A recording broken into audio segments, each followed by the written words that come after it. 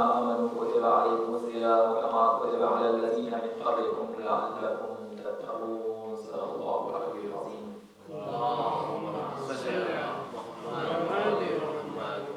السلام علیکم ورحمۃ اللہ وبرکاتہ. وعلیکم السلام ورحمۃ اللہ سب سے پہلے تمام مومنین کو ماہ مبارک رمضان کی آمد کی مبارکباد دیتا ہوں. اور اس آیت کے ترجمے کی طرف توجہ دلانا چاہتا ہوں کہ اللہ تعالیٰ نے قرآن مجید میں یہ جو ارشاد فرمایا ہے کہ اے لوگوں جو ایمان لے کر آئے ہو کتب علیکم الصیام تمہارے اوپر روزے فرض کر دیے گئے ہیں. کما کتب علی الذین من قبلکم بالکل اسی طرح جیسے پچھلی امتوں پر یہ روزے لکھ دیے گئے تھے فرض کر دیے گئے تھے. آخر میں اللہ تعالیٰ اس آیت میں روزے کا ہدف اور مقصد بیان کر رہا ہے کہ روزے تمہارے اوپر کیوں فرض کیے گئے ہیں. فرمایا کہ لعلکم تتقون شاید کہ تم تقوی حاصل کر سکو. میں اپنے آپ کو اور آپ تمام مومنین کو روزداروں کو تقوی الہی کی نصیحت اور نصیحت کرتا ہوں اور اللہ تعالیٰ سے یہ دعا کرتا ہوں کہ اللہ تعالیٰ اس پاک اور بابرکت اور اس اپنی مہمانی کے مہینے میں ہمیں ان تمام مبارکات کو حاصل کرنے کی توفیق عطا فرمائے جو اس نے اپنے روزداروں کے لیے اس مہینے میں رکھی ہے. اللہ تعالیٰ نے روزہ انسان پہ فرض کیا ہے تاکہ تقوی حاصل کرے اور قرآن مجید میں مختلف جگہوں پر اللہ تعالیٰ نے تقوی کے حصول کے مختلف طریقے بیان کیے ہیں کہ یہ کام کرو گے تو متقی ہو جاؤ گے، یہ کام کرو گے تو متقی ہو جاؤ گے. ماہ رمضان ایسا مہینہ ہے کہ جس میں ان تمام کاموں کی جو اللہ تعالیٰ نے جا بجا قرآن مجید میں تقوی کے حصول کے لیے بیان کیے ہیں ان کی پریکٹس کا بہت اچھا مہینہ ہے. جب انسان پورا سال 11 مہینے اس دنیا کے کاموں میں مصروف رہتا ہے اور ان کاموں میں کچھ ایسے کام ہوتے ہیں جس کی وجہ سے اس کی سوچ پہ، اس کی فکر پہ، اس کے جذبات پہ، اس کی روح پر کچھ اثرات پڑتے ہیں جس کی وجہ سے کبھی خدا نخواستہ اس سے کوئی اس سے کوئی گناہ سرزد ہو جاتا ہے، کوئی ایسا کام ہو جاتا ہے جو اللہ تعالیٰ کو پسند نہیں ہے. تو اللہ تعالیٰ کا ایک قانون ہے کہ اثر اور مؤثر کا قانون یا عمل اور پھر رد عمل کا قانون کہ اگر کوئی آپ عمل انجام دیتے ہیں تو اس کا رد عمل یہ ہوتا ہے کہ آپ کے جسم پہ، آپ کی روح پہ اس کے اثرات قائم ہوتے ہیں یا آپ کے کردار میں اس سے کوئی فعل جو ہے وہ ظاہر ہوتا ہے اور لگتا ہے. لہٰذا رمضان کے مہینے کو صحیح سے گزارنے کے لیے، رمضان کے مہینے میں وہ برکات حاصل کرنے کے لیے ہمیں ان سفارشات پہ غور کرنا چاہیے جو ائمہ علیہ السلام کی طرف سے اس مہینے کے بارے میں قرآن میں، اس مہینے کے بارے میں رسول اکرم کے احادیث میں اس مہینے کے بارے میں بیانات آئے ہیں. ان چیزوں کو دیکھنا چاہیے کہ اس کا ہدف اور اس کا مقصد کیا بیان کیا گیا ہے. اس کے لیے سب سے بہترین وہ خطبہ رسول اللہ صلی اللہ علیہ وسلم کا تھا کے نام سے رسول اللہ سے منسوب امام رضا علیہ السلام سے نقل ایک خطبہ تھا کہ جو ہم نے آپ کے سامنے پڑھ کے بیان کیا. اس کے علاوہ بھی ایک اور رسول اللہ کا آخری چاند رات جسے کہتے ہیں کہ رمضان سے ایک رات پہلے ایک اور حدیث ہے رسول اللہ کی جو حضرت سلیمان فارسی سے مروی ہے جس میں رسول اللہ نے رمضان کے فوائد، رمضان کی فضیلتیں اور رمضان میں کرنے والے کاموں کے بارے میں بیان کیا ہے. میں نے کچھ احادیث کا انتخاب کیا ہے اس سے پہلے کہ میں ان احادیث کو آپ کے سامنے بیان کروں. ایک چیز بتا دوں کہ اسلام میں اللہ تعالیٰ نے کچھ چیزیں ایسی رکھی ہیں کہ اللہ تعالیٰ کی ان احکامات پر ایمان لانا انسان کے مسلمان ہونے کا جسے کہتے ہیں معیار بار پاتا ہے. لہٰذا ایک بہت مشہور حدیث ہے جو اہل سنت اہل تحقیق کو سب کے یہاں قرآن حدیث کی احادیث کتاب میں مشترک حدیث ہے. ہمارے یہاں یہ حدیث کافی کے اندر جلد نمبر 4 میں اور صفحہ نمبر 62 علی جو اس کا بڑی ہے اس میں آئی بنی الاسلام علی خمس، اسلام کی بنیاد 5 چیزوں پر ہے. یہ 5 چیزیں ہیں جس پر اسلام کی عمارت تعمیر ہوئی ہے. جب عمارت کسی بنیاد پر قائم ہوتی ہے تو اس میں سے اگر ایک بنیاد ہٹا دی جائے تو یہ عمارت منہدم ہونے کا خطرہ ہوتا ہے یا منہدم ہو جاتی ہے. لہٰذا ان 5 میں سے علماء فرماتے ہیں کہ اگر ایک بنیاد کمزور ہو جائے، ایک بنیاد گر جائے تو عمارت کمزور ہو جاتی ہے. اور بعض بنیادیں، بعض پلرز ایسے ہوتے ہیں کہ ان کے اوپر اس بنیاد، اس عمارت کا پورا دارومدار ہوتا ہے، جیسے سینٹرل پلر.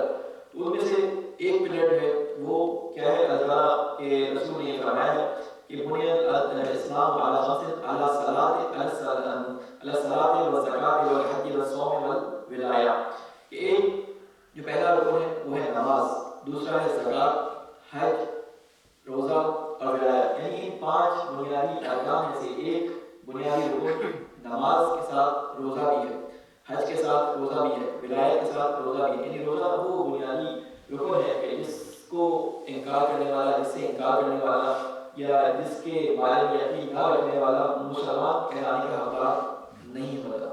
یعنی کچھ اس طرح کی چیزیں ہیں کہ اگر اس کا کوئی انکار کرے تو اس دین میں سے ان کو مسلمان نہیں سمجھا جاتا، ان لوگوں کو اس کا انکار کرے۔ لہٰذا ان میں سے 3 چیزیں جو ہے وہ بنیادی ہیں، اور 2 جو ہے ایسی ہیں جو رسول خدا کی حدیث سے اس کے بارے میں بحث ہے، اہل سنت کو نہیں مانتے، اہل تجوید اس کو مانتے ہیں جو کہ ولایت ہے۔ میں کسی اور موقع پہ اس کے بارے میں بیان کروں گا کہ یہ کس طرح سے ولایت رکن اصلی ہے۔ دوسری چیز جو امام علی علیہ السلام سے منسوب ہے، اس میں اللہ تعالیٰ کا ولی یہ فرماتا ہے کہ صوم القلب خیر من صیام اللسان وصیام اللسان خیر من صیام البدن۔ کہتے ہیں کہ بھوکا پیاسا رہنا، کہتے ہیں اس بھوکا پیاسا رہنا جو ہے وہ روزے کا اصلی ہدف نہیں ہے، بلکہ فرماتے ہیں کہ صوم القلب، دل کا روزہ جو ہے وہ خیر من صیام اللسان، زبان کے روزے سے بہتر ہے، اور زبان کا روزہ جو ہے وہ پیٹ کے روزے سے بہتر ہے۔ یعنی یہ ایک پہلی شرط ہے روزے کے قبول ہونے کی کہ آپ فجر کے بعد سے غروب آفتاب کے بعد تک جو ہے وہ کھانے پینے سے اور چیزوں سے، جس میں روزے میں پرہیز کا حکم ہے، روزے کو باقی کرتی ہیں چیزوں سے پرہیز ہے، یہ صرف اس کی قبولیت کی پہلی شرط ہے، یہ میرے روزے میں داخل ہونے کی پہلی شرط ہے۔ اس کے بعد صرف بھوکا پیاسا رہنا انسان کا ہدف نہیں بتا، بلکہ اس میں اللہ تعالیٰ نے بتایا ہے کہ اس میں جو کام کیا کرنے ہیں۔ رسول خدا نے اس خطبے میں تفصیل کے ساتھ بیان ہے کہ تمہارے سانس، تمہارا جسے کہتے ہیں چلنا پھرنا دیکھنا سونا سب عبادت ہے، ٹھیک ہے، تمہارے سانس لینے کے اندر جو ایک بات جو تم کرتے ہو سانس نکلتا ہے وہ آپ پر جاتے ہیں، یہ سب تمہاری عبادت ہے۔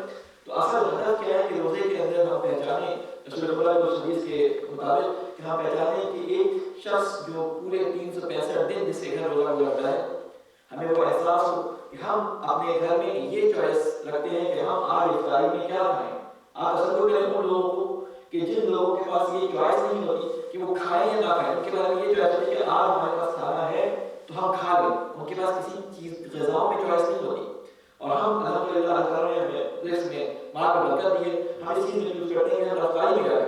بعض لوگ پورے سال دنیا میں ایسے موجود ہیں کہ جو پورے سال انتظار کرتے ہیں رمضان کا کہ اس رمضان کے آنے کا ہمیں بچوں کے سامنے کم از کم شرمندہ ہوئے بغیر یہ کہنے کا موقع ملے گا کہ بیٹا کھانے کے لیے کچھ نہیں ہوئے رمضان ہے، ورنہ پورا سال کے گھر یہ وہ رمضان کا سماں ہوتا ہے، کبھی کھانے کو ہے کبھی کھانے کو نہیں ہے۔ یہ انسان کو اس وقت احساس ہوتا ہے کہ جب انسان ان لوگوں کے درمیان ہے، جب آپ کسی کی مدد کرنے کے لیے خود کسی کے پاس جائیں اور دیکھیں کہ وہ خاتون یا وہ شخص سفید پوش کسی کے سامنے مانگ نہیں سکتا، اور وہ جب اس لائق ہوئے آپ کے کھانے سے اپنے بچوں کے سامنے خالی برتن پانی ابال رہا ہوتا ہے، ماں جو ہے وہ برتن کو بجا رہی ہوتی ہے، بچے شاید اس تسلی میں کہ برتنوں کے کھڑکنے کی آواز آ رہی ہے کہ کھانے کو ملنے والا ہے، بچے اسی انتظار میں سو جاتے ہیں لیکن بچوں کے لیے کھانے کچھ نہیں ہوتا، تو وہ کس طرح خوش ہوتی ہے کہ اس کے بچے کے کھانے کے لیے کوئی چیز اللہ کی طرف سے پہنچ جاتی ہے، اور اللہ تعالیٰ خود کوئی چیز نہیں پہنچاتا۔ اللہ تعالیٰ کہتے ہیں اگر تم میری مدد کرو گے تو میں تمہاری مدد کروں گا۔ اللہ کی مدد یہی ہے کہ اللہ کے وہ فقیر، وہ مسکین، وہ محتاج بندے ہیں جن کے لیے اللہ تعالیٰ نے کہا ہے کہ تمہارے مالوں میں میں نے ان تمام لوگوں کا حق رکھا ہے، ایک حق المعلوم ہے، تمہارے مالوں میں میں نے یہ حق رکھا ہے کہ تم ان لوگوں کے گھر تک رسائی حاصل کرو، تم دنیا میں معلوم کرو کہ تمہارے رشتہ داروں میں سب سے پہلے، تمہارے گھر والوں میں، تمہارے رشتہ داروں میں کون اس چیز کا محتاج ہے کہ تم اس کی کسی طریقے سے مدد کر سکو۔ لہٰذا کوشش کریں کہ رمضان کا مہینہ شروع ہوا ہے، اپنے اطراف میں معلوم کریں، پاکستان میں، ہندوستان میں، خود امریکہ کے اندر بہت سارے ایسے لوگ ہیں کہ جن کے گھروں میں راشن نہیں ہے، جن کے گھروں میں رمضان کے دنوں میں اس طرح سے فراوانی نہیں ہے کہ وہ صحیح سے سحر اور افطار بھی کر سکیں۔ امریکہ میں شاید اتنے نہ ہو، لیکن آپ اپنے ممالک کے اندر دیکھیں تو آپ کو ایسے لوگ ہزاروں کی تعداد نظر آ جائیں گے۔ اور میں کئی دفعہ کہتا ہوں کہ ہمارے 50 60 100 ڈالر جو ہیں وہ ان کے لیے پورے مہینے پورے سال کے اندر جو ہے اچھے جسے کہتے ہیں بچوں کو کپڑے دلانے کے ان کے پاس مواقع آ جاتے ہیں۔ اس لیے کوشش کریں کہ رمضان کے مہینے میں جس میں صدقہ خیرات ہر چیز کا ثواب زیادہ ہے، اس کام کو اپنے اطراف میں دیکھیں، اس کام کو کرنے کی کوشش کریں کہ کسی کی مشکل کو حل کر سکیں۔ کسی غلام کی گردن چھڑانا، جہاں پہ لکھا ہے رمضان میں غلام کی گردن چھڑاؤ، غلام کی گردن چھڑانا کیا ہوتا ہے؟ اصل میں غلام کہتے ہیں اس شخص کو کہ جو کسی کے احسان تلے دبا ہوا ہو، کسی احسان کی وجہ سے وہ اس کے سامنے کوئی کام نہ کر پاتا ہو، کسی کے قرض تلے دبا ہو۔ آج کے کے زمانے میں غلام تو نہیں ہوتے لیکن گردنیں لوگوں کی پھنسی ہوتی ہے، کوئی قرض میں دبا ہوا ہے، کوئی کسی کے احسان تلے دبا ہوا ہے، کوئی کسی کے کرائے کی پرابلم ہے وہ اس میں پھنسا ہوا ہے، تو یہ اس کے بچے کی فیس دینا، اس کے کرائے کو ادا کر دینا، یہ ساری وہ چیزیں ہیں کہ کسی گردن کو آزاد کرانا ہے۔ دوسری چیز جو رمضان کے اندر بہت ضروری ہے وہ یہ کہ انسان اس چیز پہ توجہ رکھے کہ رمضان اللہ نے جو پریکٹس کا مہینہ، جس چیز کی پریکٹس کا مہینہ قرار دیا ہے، اس کے اثرات اس کی آئندہ آنے والی زندگی میں، یعنی شوال جب شروع ہوتا ہے اس میں بھی یہ اثرات نظر آئے۔ میں نے پچھلے دفعہ بھی شاید عرض کیا تھا کہ کسی عمل کی قبولیت کو اگر دیکھنا ہو کہ یہ عمل قبول ہوا ہے یا نہیں ہوا، تو علماء اس کا جواب یہ دیتے ہیں کہ 2 نمازوں کو اگر دیکھنا ہو کہ قبول ہوئی ہیں یا نہیں ہوئی، تو ان 2 نمازوں کے درمیان انسان اپنا عمل دیکھے کہ اس عمل کے اندر وہ فحشا اور منکرات سے بچا ہے یا نہیں بچا، کیونکہ نماز کے بارے میں ہے کہ وہ فحشا اور منکرات سے روکتی ہے، اگر وہ ان فحشا اور منکرات سے رک گیا ہے تو اس کا مطلب ہے اللہ تعالیٰ نے اس کی نماز قبول کر لی۔ اسی طرح روزے کے اندر اللہ تعالیٰ نے جس طرح سے اس سے کہا ہے کہ تم اپنی نگاہوں کو کنٹرول میں رکھو، اپنے ہاتھوں کو، اپنے زبان کو، وہ چیزیں حتیٰ کہ جو تمہارے اوپر مباح ہیں، کھانے تمہارے لیے حلال ہیں، ان کو بھی روک لو۔ یعنی یہ پریکٹس کرائی جا رہی ہے کہ آئندہ زندگی میں تمہارے سامنے کوئی ایسے حالات آئیں تو تمہیں یہ 30 دن پریکٹس کرائی گئی ہے کہ اس پریکٹس کی بنیاد پر تم آگے بھی وہ کام انجام نہ دو۔ بہرحال یہ احادیث بہت ساری کثرت سے، بس ایک جو ہے وہ میں چاہ رہا تھا کہ کچھ احادیث کی روشنی میں اس کو میں بیان کر دوں۔ ایک اور سوال بھیجنا محمد علیہ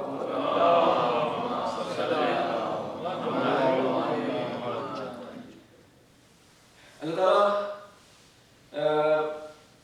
بلکہ حدیث ہے، آیت نہیں ہے، اس فرمایا شہر رمضان شہر اللہ عز و جل وہو شہر یضاعف اللہ فیہ الحسنات ویمحو فیہ السیئات وہو شہر البرکات۔ کہتے ہیں ماہ رمضان اللہ کا مہینہ ہے اور اللہ تعالیٰ اس مہینے میں نیکیاں انسان کو کرنے کی توفیق عطا کرتا ہے اور نیکیوں کو قبول کرتا ہے اور اس کے گناہوں کو پاک کر دیتا ہے، اور یہ مہینہ برکت کا مہینہ ہے۔ گو کہ یہ حدیث ہے لیکن اس کی جو شاخیں ہیں آپ کو قرآن مجید میں مل جائیں گی کہ قرآن مجید میں اس کے بارے میں اللہ تعالیٰ نے کیا فرمایا ہے۔ قرآن مجید میں اللہ تعالیٰ یہ ارشاد فرماتا ہے کہ یا ایھا الذین آمنوا اتقوا للہ، اے لوگو اللہ کا تقوی اختیار کرو، وقولوا قولا سدیدا، تقوی اختیار کرنے کا بہترین طریقہ کیا ہے کہ جب بھی کوئی بات کرو کھری اور سچی بات کرو، کسی کو لالے لپے میں نہ رکھو، کسی کو جو ہے امید دلا کے نہ رکھو، کسی کی بات سنو تو اپنی برتری جتانے کے لیے، اپنا روح محفل کے اندر ڈالنے کے لیے فرض ہے کہ ہاں کوئی مسئلہ نہیں، آپ کا کام ہو جائے گا، اور بعد میں وہ بندہ آپ کا انتظار کرتا ہے کہ آپ اس کے کام کے لیے بیٹھے ہیں اور وہ انتظار کر رہے ہیں کہ آپ کا کام یہ ہے اس نے کرنا ہے، تو وہ انتظار میں تو اللہ تعالیٰ فرماتا ہے کہ قولوا قولا سدیدا، سچی اور کھری بات کرو۔ امام سے ایک روایت میں نے پڑھی تھی بہت عرصے پہلے، اپنے استاد سے سنی تھی، پڑھی تو نہیں میں نے، یہ روایت ہے کہ اپنے استاد سے بہت پہلے یہ روایت سنی تھی۔ امام صادق اور امام باقر علیہ السلام کا واقعہ ہے کہ ایک امام صادق علیہ السلام مسجد سے، امام باقر علیہ السلام مسجد سے تشریف لے کے آئے تھے، امام صادق چھوٹے تھے اور آپ کے پیچھے تشریف لے کے آ رہے تھے، تو آپ نے دیکھا کہ ایک شخص امام کے پیچھے پیچھے مسجد سے چلا، اور مسجد سے چلنے کے بعد جب دروازے پہ پہنچا تو امام بڑھے اور اس کو سلام کیا اور دروازہ بند کر کے جو ہے وہ اندر چلے گئے، اس سے ہاتھ ملا کے سلام ادا کر کے خوشی سے اس کو ودا کر کے چلے گئے۔ تو امام صادق علیہ السلام نے اپنے بابا سے پوچھا کہ بابا آپ نے اس شخص کو دیکھا کہ آپ کے پیچھے، آپ نے محسوس کیا اور کہ آپ کے پیچھے پیچھے آ رہا ہے، تو آپ اس کو کم از کم ایک دفعہ بول تو دیتے کہ آپ اندر آ جاؤ گھر کے اندر، تو آپ نے کیوں یہ بات نہیں کی؟ تو امام نے ایک جملہ کہا جو بہت سارے میں ایران میں اس بات کو بڑا اس بات کو بیان کرتا تھا کہ وہاں پہ عادت ہوتی ہے ہر انسان کو کہ بے فرمائے آئیے تشریف لائیے، ٹھیک ہے نا، حالانکہ دل میں نہیں ہوتا، تو کہا امام صادق علیہ السلام سے، امام باقر نے فرمایا کہ کیونکہ میرے دل میں نہیں تھا کہ اس کو گھر میں بلاؤں، تو وہ چیز جو میرے دل میں نہ ہو تو میں تعارفاً بھی اس کو نہیں بولتا، یعنی جو چیز میرے دل میں نہ ہو، مجھے کوئی کام تھا کسی وجہ سے میں اس کو ابھی نہیں چاہتا کہ وہ گھر میں آئے، تو میں نے اس کو ایک دفعہ بھی یہ نہیں پوچھا کہ آپ میرے گھر آئیے، کیونکہ اگر وہ آنے کو کہتا تو میرے کیونکہ دل میں نہیں تھا وہ مناسبت ہو جاتی۔ لہٰذا یہ خیال رکھیں کہ اللہ تعالیٰ نے قرآن مجید میں فرمایا کہ قولوا قولا سدیدا، اگر تم تقویٰ چاہتے ہو تو سیدھی اور کھری بات کرو، اگر کر سکتے ہو کسی کام کو تو کسی کو امید دلاؤ، اگر نہیں کر سکتے تو کہنے کی ضرورت نہیں ہے، ہاں یہ کام ہو جائے گا۔ لہٰذا یہ باعث بنتا ہے کس چیز کا؟ اس کی وجہ سے یہ قول سدید، یہ کھری بات اتنی اللہ تعالیٰ کو پسند ہے کہ اللہ تعالیٰ صرف یہ نہیں کہ وہ اعمال کو معاف کر دیتا ہے، بلکہ کیا فرماتا ہے؟ یصلح لکم اعمالکم، تمہارے اعمال کی بھی اصلاح کر دیتا ہے، اللہ تعالیٰ تمہارے اعمال کی اصلاح کر دیتا ہے صرف اس وجہ سے کہ تم سچی اور کھری بات کرتے ہو، ویغفر لکم ذنوبکم، اور تمہارے گناہوں کو معاف کروا دیتا ہے، تمہارے گناہوں کی مغفرت فرما دیتا ہے۔ یعنی کھری بات، سچی بات، یہ ایسی بات ہے کہ اللہ تعالیٰ اس کی وجہ سے ہمارے اعمال کی بھی تصحیح کرتا ہے اور ہمارے گناہوں کو بھی معاف کر دیتا ہے۔ لہٰذا رمضان کے مہینے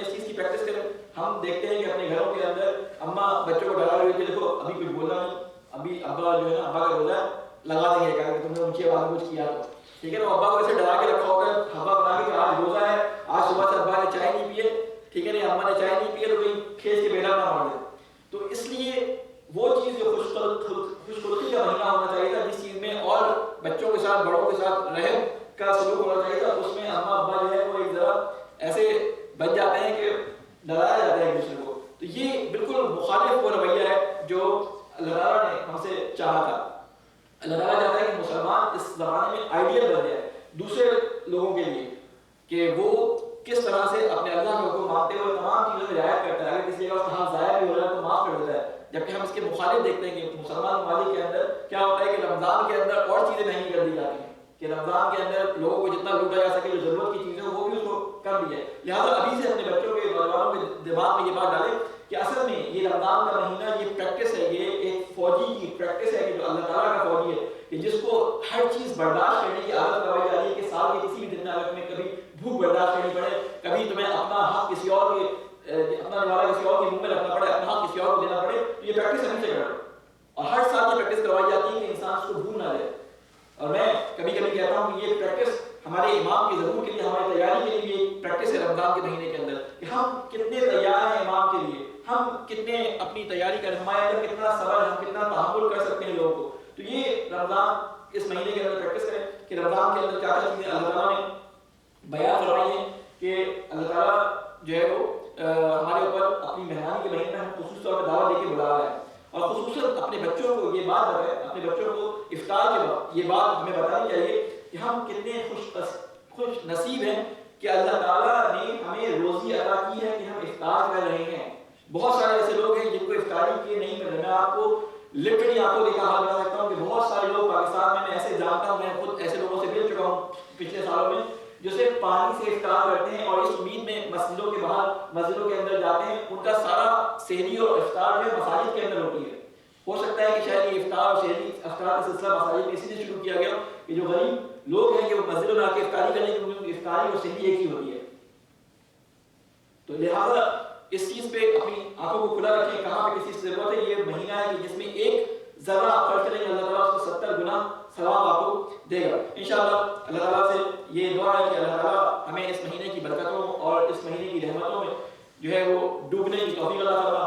اس کے علاوہ اللہ تعالیٰ سے یہ بھی دعا ہے کہ اللہ تعالیٰ ہمیں اس چاند سے اگلے چاند تک, یعنی رمضان کے چاند سے عید کے چاند تک گناہوں سے اس طرح بچنے کی توفیق عطا فرما کہ ہمیں اس کی اس طرح سے پریکٹس ہو جائے کہ ہم آئندہ بھی گناہوں سے بچ سکیں. اے اللہ مجھے واسطہ محمد والے محمد کا ہماری نسلوں اور ہماری جو آئندہ آنے والی جو نسلیں آئندہ آئیں گی ان کے دلوں میں اسلام اور حب رسول و حب آل محمد کو راسخ فرما. اے اللہ اسلام سے دوری کا جو ٹرینڈ چل پڑا ہے, اے اللہ ہمارے بچوں کو صحابت سے نجات عطا فرما. اے اللہ ہمارے علماء کرام کا سایہ ہمارے سروں پہ قائم فرما. اے اللہ ہمارے امام کی حفاظت فرما, ہمیں ان کے ناصر عوام میں شامل فرما. ربنا تقبل منا انك انت السميع العليم برحمتك يا ارحم الراحمين. بسم الله الرحمن الرحيم. انا اعطيناك الكوثر فصل لربك وانحر ان شانئك هو الابتر.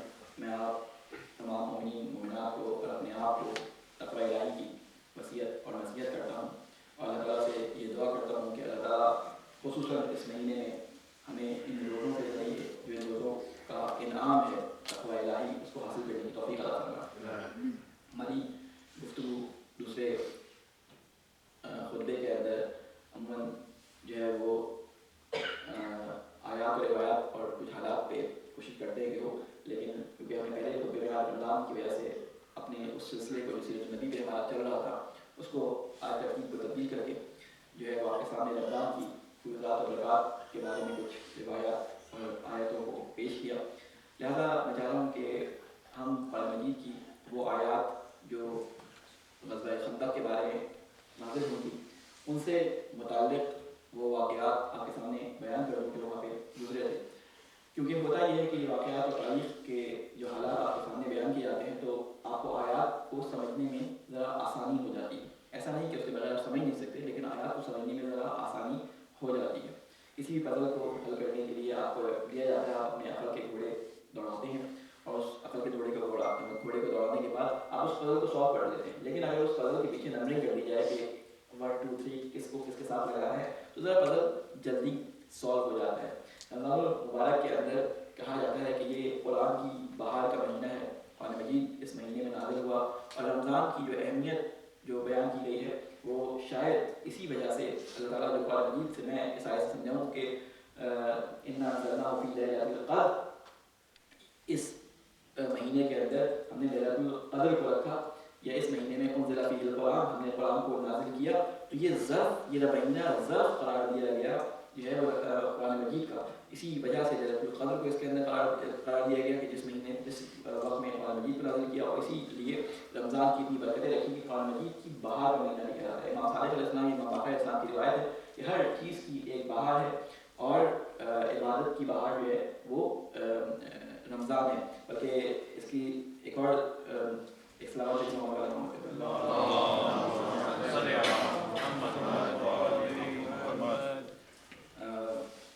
میں اصل میں لکھ کے لے کے آتا ہوں، لیکن جب یہاں آتا ہوں تو مجھے نظر ہی نہیں آتا پیپر پہ لکھا گیا ہے. یعنی بالکل اس وقت جو ہے وہ روایت میرے ذہن میں ابھی کا مطلب اب یہاں نہیں مل رہا، وہ میں نے کہیں لکھی ہے. تو اس میں یہی فرمایا ہے کہ ہر چیز کی جس طرح سے بہار ہے تو عبادتوں کی بہار جو ہے رمضان ہے، قرآن کی بہار جو ہے وہ رمضان. کیونکہ حدیث میں دونوں حدیث کیسے ہیں، لیکن کس سے ہے روزے کی حالت میں اس کو بیان نہیں کر رہا تھا، خلاصہ بیان کر رہا ہوں. کہ اس خلاصہ یہ ہے کہ رمضان میں قرآن کی طرف ایک خاص انسان کی توجہ ہو جاتی ہے. خود اللہ تعالیٰ نے قرآن مجید کو نازل کیا ہے. اللہ تعالیٰ قرآن مجید میں یہ بار بار فرماتا ہے کہ یہ قرآن جو تمہارے پاس میں نے بیان کیا ہے اس کی ایک آیت میں تلاوت کرو گے تو اس کا میں بہت اجر دوں گا، عام مہینوں میں پڑھنے سے زیادہ رمضان میں اس کا اجر دوں گا. تو یہ مہینہ بہت اچھا مہینہ ہے کہ اس میں انسان کو قرآن کی آیات پہ تدبر اور تفکر کرنے کا جو ہے موقع ملتا ہے. یہ جو ہم دیکھتے ہیں کہ یہ تفکر اور تدبر اس کا نتیجہ کیا نکلتا ہے، تو یہ ہزاروں کی تعداد میں آپ کو تفاصیل نظر آتی ہیں. یہ اس تفکر اور تدبر کا نتیجہ ہوتی ہیں کہ جو اللہ کے ان نیک بندوں نے، ان مفسرین قرآن نے قرآن پہ غور کرنے کے نتیجے میں ان قرآن کے مطالب سے جو ہے وہ استخراج کر کے آپ کے لیے مطالب کو کھول کے بیان کیا ہے. ہوتا کیا ہے کہ قرآن ایک سمندر کی طرح ہے. اللہ تعالیٰ نے قرآن مجید میں فرماتا ہے کہ اللہ تعالیٰ کی صفات کو جو ہے وہ ایک پورے سمندر اس کی روشنائی بن جائے اور پورے درخت جو اس کی قلم بن جائے، تو تبھی اللہ تعالیٰ کی صفات اور اللہ تعالیٰ کی جو حکمتیں اور اللہ تعالیٰ کی مخلوقات کی بارے میں اس کی رحمتیں اس کو شمار نہیں کر سکتی. تو یہ تدبر ہوتا ہے کہ ایک موتی کا نکال دے کے آنا، ایک موتی کو جسے کہتے ہیں کہ اٹھا لینا. جو انسان جب مفسر اپنے آپ کو قرآن کے لیے وقف کرتا ہے تو وہ غوطہ لگاتا ہے اس دریا کے اندر.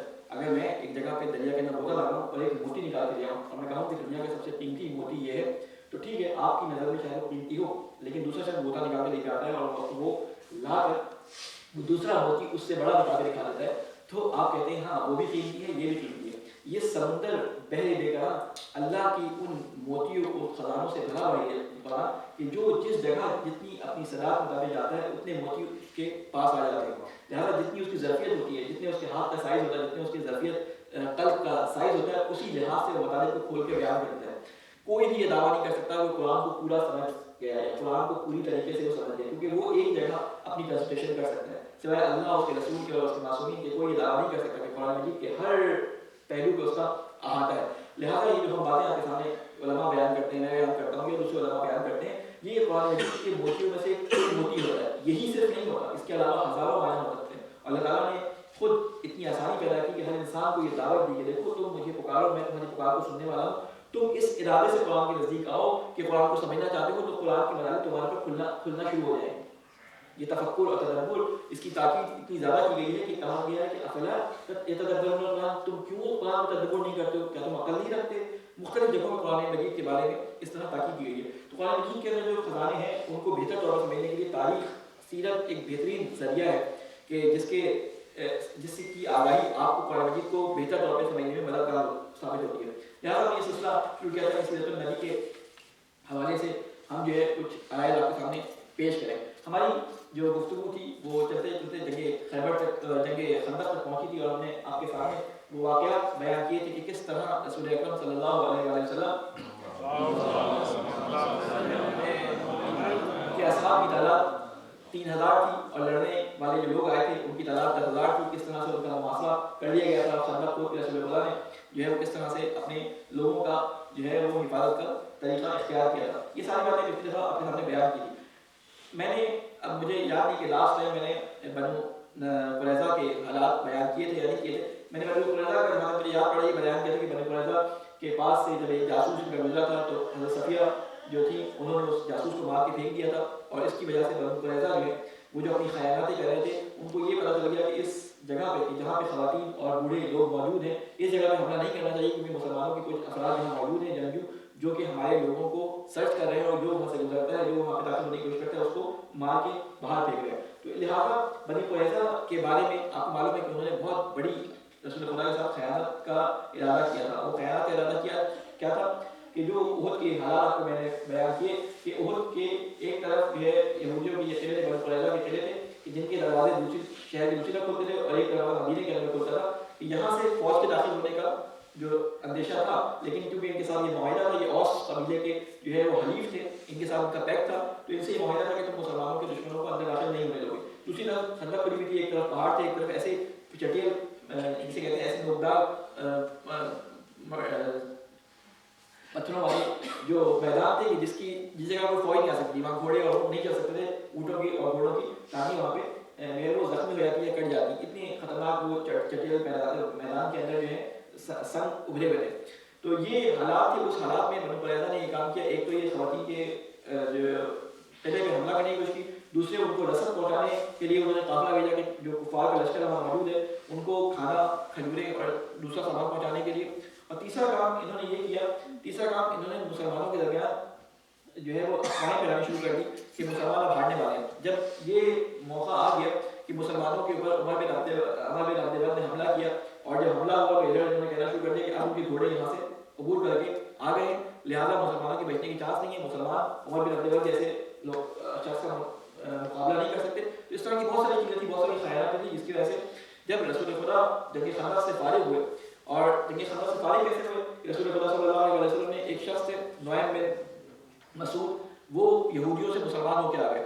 آپ کو معلوم ہے کہ یہودی سازش کرنے میں بہت تیز ہوتے ہیں. یہودیوں کے دماغ بہت چلتے ہیں. آپ جتنی بھی دنیا کے اندر دیکھیں کوئی سازشیں یا فرقے بازی تفرقہ بازی ہو پیچھے کہیں نہ کہیں یہود کا ہاتھ ہوتا ہے. وہاں پہ بھی یہ اسلام نے کیا ہے رسول خدا کے پاس چھپتے چھپاتے پہنچے. یہ میں نے واقعہ پچھلے کا بیان کیا نہیں کیا تھا سامنے نعیم بن مسعود یہ پہنچے رسول خدا صلی اللہ علیہ وسلم کے پاس اور انہوں نے کہا کہ رسول خدا میں چاہتا ہوں کہ یہ جنگ آپ کے حق میں چلے جائے. میں گواہی دیتا ہوں کہ آپ اللہ کے رسول ہیں اور میں آپ کے اوپر ایمان لے کے آتا ہوں. رسول خدا نے کہا کہ تم کیا میری مدد کر سکتے ہو. اس نے کہا کہ میں آپ کچھ مدد کرنا چاہتا ہوں. کہا کہ ان حالات میں تمہارے سامنے حالات ہیں بھوک اور سردی شدید تھی ہواؤں کے جھکڑ چل رہے تھے تو اس حالات میں تم ہماری کیا مدد کر سکتے ہو. کہتے ہیں آپ مجھے اجازت دیں کہ میں کیونکہ آپ مسلمان ہو چکا ہوں جھوٹ نہیں بول سکتا آپ کے بارے میں کوئی بری بات نہیں کر سکتا لیکن اگر آپ اجازت دیں تو میں جو ہے وہ کچھ کام کرنا چاہتا ہوں.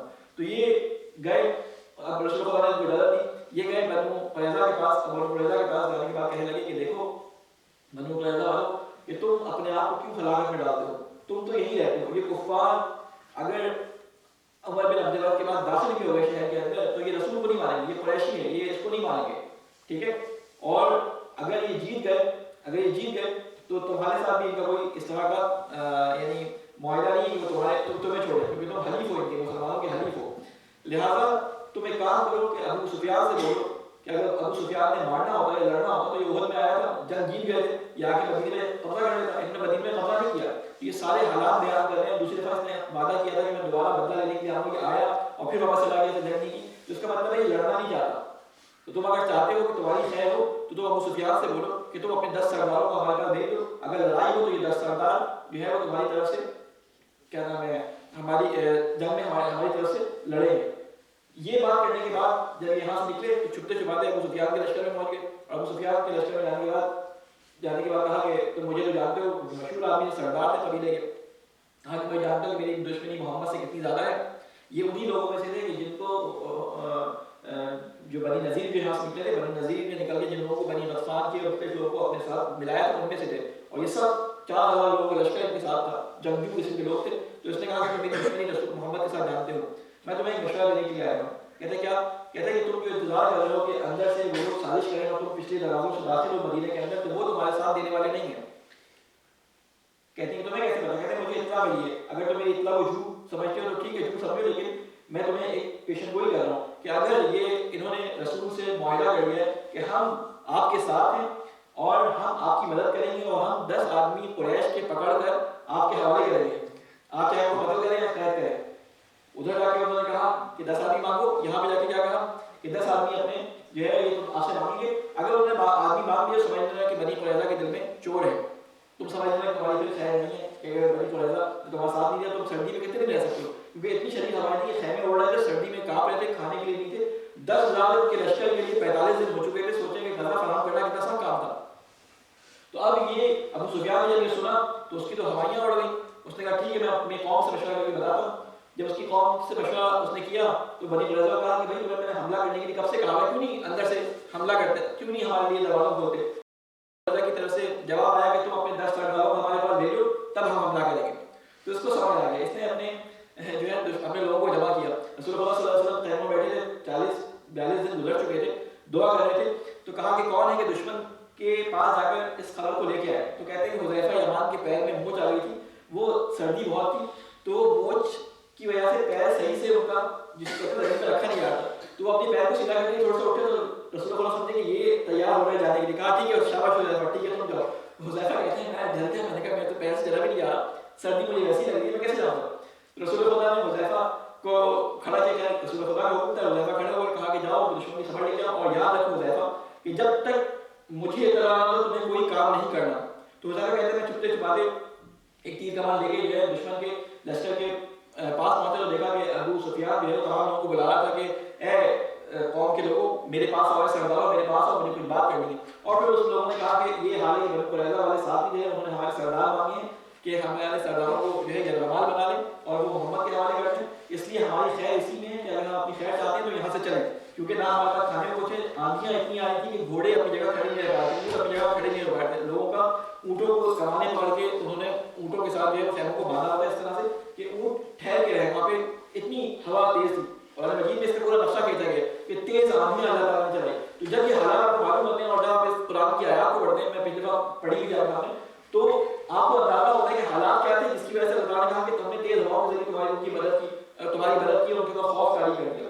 تو اب راتوں رات رسول خدا کے پاس یہ خبر پہنچی کہ اس طرح سے معاملہ ہے. تو رسول خدا نے کہا کہ اب یہ قریش جو ہے وہ انشاءاللہ اللہ تعالیٰ ہمارے دعا کو قبول کرے گا، قریش اب ہمارے اوپر حملہ نہیں کریں گے. اور صبح ہوتے ہی جب دیکھا بھیجا اپنے صحابیوں کو کہ گشت کرو جا کے چاروں طرف، تو دیکھا کہ وہاں پہ کوئی فوج نہیں ہے اور اتنی کہتے بے حالی کے حالت میں وہ بھاگے کہ اپنے خیمے اور پتہ نہیں بہت سارا ساز و سامان وہ وہاں پہ چھوڑ کے نکل گئے. اتنا ساز و سامان جو ہم لے کے آئے تھے جنگ کے لیے یہ اٹھا کے لے جانا بغیر غذا کے بہت مشکل ہے. کئی اونٹ وہ ذبح کر کے کھا کے تو اپنے ساتھ لے کے آئے تھے، سامان لینے کی جگہ نہیں تھی، تو بہت سارا مال غنیمت وہاں پہ چھوڑ کے وہ لوگ چلے گئے. اب جیسے ہی یہ لوگ چلے گئے رسول خدا نے دعا کی اور ایک دعا کی رسول خدا کی ایک بات احادیث کی کتابوں میں درج ہوئی کہ آج کے بعد کبھی قریش ہمارے کو حملہ نہیں کریں گے، آج کے بعد ہم ان پہ حملہ کریں گے. ابھی رسول خدا تقریباً 40-45 دن یہ گزار کے مدینہ میں واپس آئے تھے. صبح فجر کے وقت تھا اور فجر کے بعد آپ نے کیونکہ مٹی دھول بہت تھی غسل کر کے ابھی آپ باہر نکلے تھے نماز کے بعد، تو آپ نے کیا دیکھا کہ جبرائیل رسول خدا کے پاس آئے اور آ کے فرماتے ہیں کہ رسول خدا میں اللہ تعالیٰ نے حکم دیا ہے کہ بنی قریظہ والوں کی خبر لینی ہے، بنی قریظہ پہ حملہ کرتے ہیں. تو رسول خدا نے کہا کہ ابھی تو ہم جنگ سے واپس آئے. کہا کہ میں اپنی فوج کو لے کے آگے آگے چلتا ہوں. جبرائیل فرماتے ہیں میں اپنی فوج کو لے کے آگے آگے چلتا ہوں، ان کے دلوں میں روک ڈالتا ہوں اور آپ ہم لشکر کو لے کے پیچھے ہیں. رسول خدا نے اعلان کروایا کہ عصر کی نماز سب کو بنی قریظہ میں پڑھنی ہے، نکلو بنی قریظہ کی طرف چلو. لہٰذا رسول خدا اسی طرح جتنا ضلع پہنچتے غسل کر کے نکلے، دوبارہ ضلع پہنی اور بنی قریظہ کی طرف نکل گئے. اب بنی قریظہ کا قلعے جو تھے ان کے بہت بڑے بڑے تھے، یعنی ان کے پاس اتنا سامان تھا کہ یہ 1 سال تک قلعوں کے اندر رہ سکتے تھے. یہ 1 سال تک ان کے پاس مال و دولت، ان کے بازار رہتے تھے، ان کے اندر سونے کے بازار، کھانے پینے کے، بڑی ان کے پاس کھجوریں تھیں، مدینہ کا خراج جسے کہتے ہیں نا، انہی کے پاس اصلی کھجوروں کا جو محصول تھی وہ انہی کے پاس آتی تھی. تو انہوں نے کہا کہ محمد کا ہم دیکھ لیں گے. لیکن جب حضرت جبرائیل علیہ السلام گئے تو ان کے دلوں پہ روب پڑ گیا. 3 4 5 10 دن تک انہوں نے مقاومت کی. 10 دن کے بعد انہوں نے دیکھا کہ ابو لبابہ ایک رسول کے صحابی تھے اور رسول خدا نے وہاں پہ محاصرہ کر دیا. کوشش کر رہے تھے، بنی قریظہ کے قلعے بڑے مضبوط تھے، کوشش کر رہے تھے داخل ہونے کی، داخل نہیں ہو پا رہے تھے. تو ابو لبابہ وہاں سے گزرے. اب بنی قریظہ کے دل میں آیا کہ اب ہم کیا کریں. تو ایک شخص تھا، ایک انہی سرداروں میں سے یہودی شخص تھا، کعب بن اشرف نام تھا، کعب بن اسد نام تھا. کعب بن اسد میرا خیال نام تھا. یہ اپنے دوسرے سردار کے پاس گیا، اس کا نام بھی کعب تھا. ایک کعب بن اشرف تھا، ایک کعب بن اسد تھا. ایک نے دوسرے کو مشورہ دیا کہ دیکھو ہمارے پاس 3 آپشن ہیں. کہتے ہیں کیا؟ کہتے ہیں کہ تم چاہتے ہو کہ حالات صحیح ہو جائیں تو اس کے 3 طریقے تمہارے پاس ہیں. کہتے ہیں پہلا طریقہ یہ ہے کہ تم جو ہے وہ محمد کے بارے میں جانتے ہو کہ محمد سچے نبی ہے، تم اپنے جسے کہتے ہیں کہ ضد میں محمد کو نہیں مان رہے. پہلا کام یہ ہے کہ اگر تم اس محاصرے کو توڑنا چاہتے ہو تو محمد کو نبی مان لو اور مسلمان ہو جاؤ. دوسرا کہا کہ اس کو چھوڑو، دوسری بات کرو. کیا دوسری بات یہ ہے کہ تم اپنے ہاتھوں سے اپنے بچوں کو اور اپنی عورتوں کو قتل کر دو اور اس کے بعد بہادری سے لڑو، جو تمہارا ہوگا تم قتل کر دیے جاؤ، کچھ بھی ہو تم قتل ہو جاؤ گے. تمہیں یہ پرواہ نہیں ہوگی کہ ہمارے بیوی بچے پیچھے کس حال میں ہیں. اصل فکر تمہیں اس بات کی ہوتی ہے کہ بیوی بچے کس حال میں ہیں. تو بہرحال یہ انہوں نے کہا کہ اب تیسری بات بتاؤ. کہا تیسری بات یہ ہے کہ تمام مسلمانوں کو یہ بتایا کہ یوم السبت ہفتے کا دن جو ہے یہودی کبھی حملہ نہیں کرتے، تو تم ہفتے کی رات کو ہفتے کے دن ان پہ ایسا حملہ کرو جب یہ تمہاری طرف سے مطمئن ہوں گے کہ تم حملہ نہیں کر سکتے، یہ سکون کی حالت میں ہوں گے، تو تم ان پہ حملہ کر دو. تو کہتے ہیں کہ پہلی بات جو تم نے کی، اب تک ہم اپنی ذمہ میں اڑے تھے، اس کو ہم نے نبی نہیں مانا محمد صلی اللہ علیہ وسلم کو، آپ کیسے مان سکتے ہیں؟ یہ آپشن کو ہٹا دو. دوسری بات ہے کہ ہم اپنے ہاتھوں سے اپنی عورتوں اور بچوں کو قتل کر دیں، تو یہ بھی ممکن نہیں ہے. ہمارا جو بھی ہونا ہے ہم قتل ہو جائیں، اس کے بعد جو ان کی قسمت ہوگی وہ ان کے ساتھ ہوگا. ٹھیک ہے، تو یہ کام بھی ہم نہیں کر سکتے کہ اپنے عورتوں بچوں کو قتل کریں. تیسرا کام تم نے بولا کہ یوم السبت جو ہے ہم حملہ کریں، تو یوم السبت بھی ہم تمہارے پر حملہ نہیں کر سکتے، کیونکہ یوم السبت پہ جسے کہتے ہیں نافرمانی کی وجہ سے ہماری جو آباء و اجداد تھے ان کو بستر اور جو ہے وہ سور بنا دیا گیا تھا، تو ہم وہ کام تو نہیں کر سکتے. تو کہا کہ ٹھیک ہے پھر تمہاری مرضی ہے، جو کرنا ہے کرو. تو انہوں نے دیکھا ابو لبابہ پہلا دن وہاں سے گزرے تھے. ابو لبابہ ایک صحابی تھے. ٹائم بہت ہو گیا، میں جلدی سے ختم کروں. ابو لبابہ سے پوچھا گیا ہے ابو لبابہ تم جو ہے وہ کیا کہتے ہو، ہم کیا کریں، محمد ہمارے ساتھ کیا کریں گے، ہمیں کیا کرنا چاہیے. کہا کہ تم ہتھیار ڈال دو. کہتے محمد ہمارے ساتھ کیا کریں گے. تو انہوں نے اشارہ کیا ابو لبابہ نے، یعنی تمہیں ختم کر دیں گے. تو اس کے بعد مجھے فوراً احساس ہوا کہ یہ میں نے رسول کا راز ان پہ فاش کر دیا. تو بس وہیں سے پلٹے اور خود مسجد نبوی کے اندر جا کے اپنے آپ کو جو ہے وہ اپنی بیوی سے کہا کہ مجھے مسجد نبوی میں ستون کے ساتھ باندھ دو کہ میں اللہ سے توبہ کرتا ہوں. بعد میں رسول سے کسی نے کہا کہ ابو لبابہ کے ساتھ یہ ہوا، یہ باتیں ہوئی تھی. تو ابو لبابہ نے اپنے آپ کو جا کے مسجد سے باندھ دیا. رسول نے کہا کہ اگر یہ میرے پاس آتے تو میں ان کے لیے مغفرت کی دعا کرتا، لیکن یہ اب سپریم کورٹ میں معاملہ لے گئے تو اللہ تعالیٰ سے جو ہے وہ ان کی جو وہ آنی ہے بات وہ اللہ تعالیٰ کی طرف سے وہی آئے گی تو پتہ چلے گا. بہرحال یہ واقعات اگلے واقعات جو ہیں انشاءاللہ بعد میں آپ کے سامنے بیان کروں گا. یاد رکھیے کہ مجھے بھول جاتی ہے کہ کہاں تک ہماری بات بیان ہوئی. ابو لبابہ کے واقعے تو میں نے آپ کو بیان کر دی. بہرحال بنو نذیر جو تھے وہ ہتھیار ڈال کے رسول اللہ کے سامنے آ گئے اور انہوں نے سالسیت قبول کر لی. اب وہ انشاءاللہ اللہ اس کے سامنے بیان کروں گا. اس پیرائے میں آپ سورہ کی وہ آیات پڑھیں جو سورہ احزاب کے بارے میں نازل ہوئی ہیں، پورا تقریباً 8-10 آیات ہیں. تو آپ کو سمجھ آئے گا اس بیک گراؤنڈ کے اندر کہ اس وقت ہوا کیا تھا، کس طرح خیانت کی تھی، کس طرح مومنین ڈر گئے، کس طرح ان کی آنکھیں پھٹ گئی تھی مومنین کی ڈر کے مارے، بھوک کا کیا حال تھا، شدت سردی کا کیا حال تھا. یہ تمام چیزیں آپ کو اس قرآن کی آیات میں اب واضح طور پہ سمجھ آئیں. اللہ تعالیٰ سے دعا ہے کہ اللہ تجھے واسطہ محمد والے محمد کے قرآن کی اس بہار کے مہینے میں ہمیں قرآن سمجھ کر اس پہ عمل کرنے کی توفیق عطا فرما. اے اللہ تجھے واسطہ محمد والے محمد کا ہمارے گناہوں، ہماری لفظوں، ہمارے گناہ کبیرہ، ہمارے صغیرہ کو معاف فرما. اے اللہ اس مہینے میں ہمیں اپنے آپ کو سدھارنے اور اپنی تربیت کرنے کی توفیق عطا فرما. اے اللہ تجھے واسطہ محمد والے محمد کا اس ماہ رمضان کے روزوں کی برکات کو حاصل کرنے کی توفیق عطا فرما. اے اللہ اپنی مہربانی کے اس مہینے میں ہمارے اوپر اپنی رحمتیں نازل جو نے روزگاروں دے رکھی ہیں ان کے حصول میں ہماری مدد فرما. اے اللہ ہمارے بزرگوں کا سایہ ہمارے سر پر قائم فرما، جو دنیا سے جا چکے ہیں ان کی قبروں پہ اپنی نورانیت کو نازل فرما. اے اللہ اپنے واسطہ محمد والے محمد کا ہمارے امام کی حفاظت فرما، ہمیں ان کے صاحب و عوام میں شامل فرما. ربنا تقبل منا انك انت السميع العليم برحمتك يا ارحم الراحمين. بسم الله الرحمن الرحيم. انا اعطيناك الكوثر فصل لربك وانحر ان شانئك هو الابتر.